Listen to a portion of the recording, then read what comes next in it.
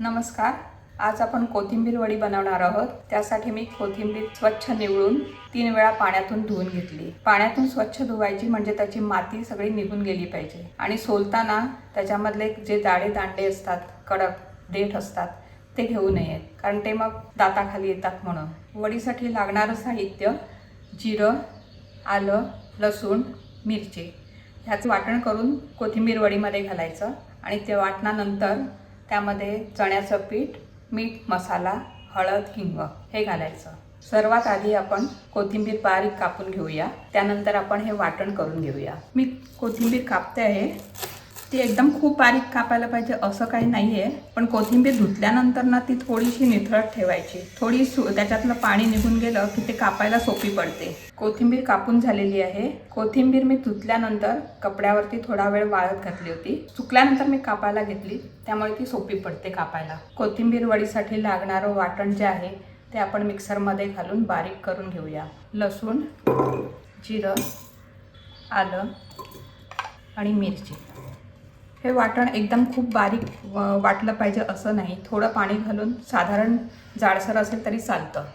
आपलं वाटण तयार झालेलं आहे. मी त्याच्यामध्ये थोडं पाणी घालून चांगलं वाटून घेतलं आहे. हे वाटण आपण कोथिंबीरीमध्ये घालून त्याला चांगलं चोळून घेऊया. कोथिंबीरमध्ये घालायचं म्हणजे कोथिंबीरच्या पानांना सगळ्यांना तो मसाला चांगला लागेल. त्यानंतर आपण चण्याचं पीठ घालायचं आहे आणि चण्याच्या पिठामध्ये सर्व बाकीचे मसाले घालूया. आता हे चांगलं चोळून झालेलं आहे आणि त्याच्यामध्ये आता मी हे चण्याचं पीठ घालते. आता ह्यामध्ये बाकी सर्व वस्तू घालून घेऊया. मसाला आपण अंदाजाने घ्यायचा, कारण आपण ह्याच्यामध्ये वाटणामध्ये मिरची पण घेतलेली आहे. त्या हिशोबाने मसाला घ्यायचा. हळद, हिंग, मीठ आणि तीळ हे आता आपण सर्व मिक्स करून घेऊया. ह्याच्यामध्ये पाणी आधीच घालायचं नाही. कोथिंबीरमध्ये थोडंसं पाणी असतं, त्याने किती मऊ होतं ते बघायचं आणि लागेल तरच थोडं थोडं घालायचं.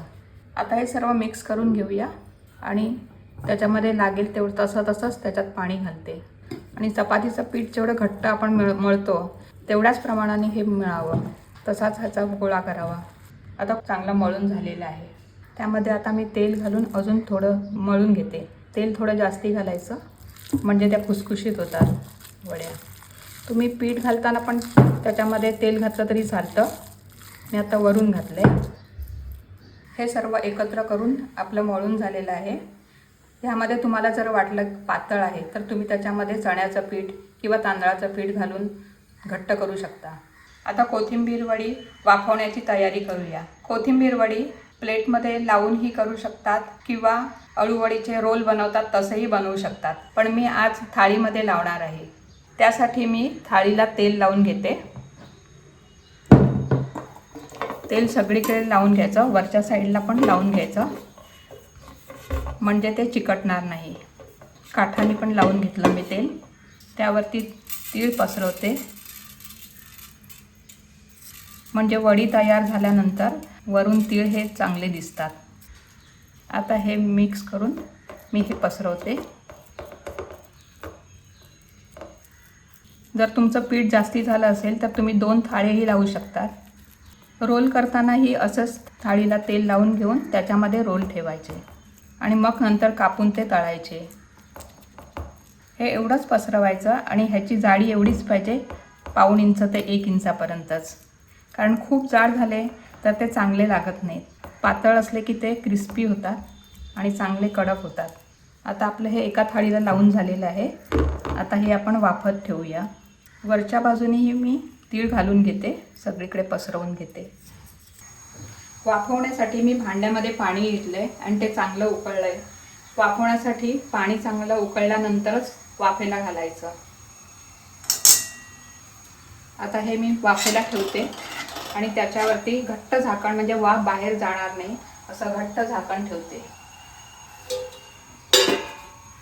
आता हे आपण 15 मिनिट तरी आपण वाफेला ठेवूया.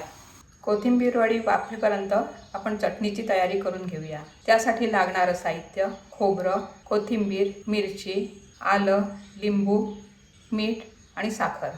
हे सर्व एकत्र करून आपण मिक्सरमधून बारीक करून घेऊया. खोबरं, कोथिंबीर, मिरची, आलं, मीठ, साखर आणि लिंबू. आता आपली चटणी तयार झाली आहे. आता 15 मिनिट झालेले आहे आणि आपली वडी चांगली वाफली असेल. आता आपण झाकण काढून घेऊया.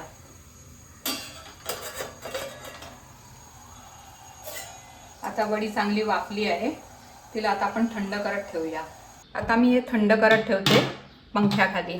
10-15 मिनिट थंड करत ठेवते. थंड झाल्यानंतर मग त्याच्या वड्या पाडून तेलामध्ये तळेन.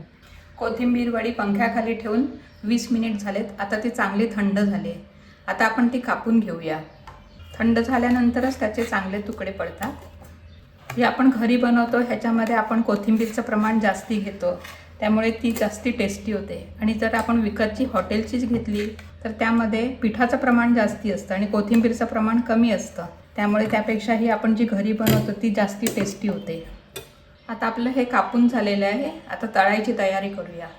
तुकडे केल्यानंतर तुम्ही ते डब्यामध्ये भरून फ्रीजमध्ये ठेवू शकतात आणि ते 8 दिवस चांगले टिकतात आणि तुम्हाला जेव्हा पाहिजे तेव्हा काढून तुम्ही तळून खाऊ शकता. कोथिंबीर वडी तळण्यासाठी मी आता तवा तापत ठेवला आहे. त्याच्यावर आपण तेल घालून घेऊया आणि तेल चांगलं तापलं पाहिजे. चांगलं पसरवून घेते. मी हे शॅलो फ्राय करते. तुम्हाला जर डीप फ्राय करायचं असेल तर डीप फ्रायही करू शकतात. आता आपलं तेल चांगलं तापलेलं आहे आणि तवा पण चांगला तापलेला आहे. आता आपण त्याच्यामध्ये वड्या तळत घालूया. त्याला आपण तेल म्हणजे प्लेटला चांगलं तेल लावून घेतलं होतं म्हणून त्या चांगलं व्यवस्थित सुटत आहेत. खाली तळाला चिकटलं नाही आहे.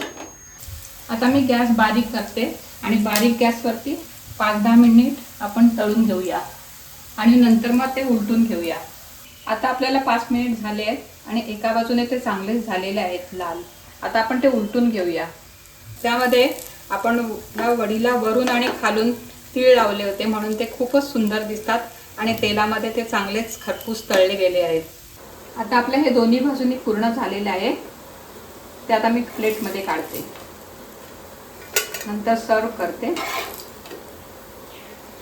जेव्हा तुम्ही बनवाल तेव्हा त्याची जाडी ही एवढीच ठेवा, 1/2 इंच 1/4 इंच. कारण एवढीच जाडी ठेवली तर ते चांगले कुरकुरीत आणि छान लागतात. आता कोथिंबीर वडी आपली पूर्ण तयार झालेली आहे. ती चटणी आणि सॉस याबरोबर मी सर्व करते. तसंच आम्हाला ही चहाबरोबरही खूप आवडते. तुम्हालाही ती चहाबरोबर खूप आवडेल. तुम्ही तसं करून बघा. ही रेसिपी तुम्ही नक्की करून बघा आणि आवडली असल्यास लाईक, शेअर आणि सबस्क्राईब करा. थँक्यू.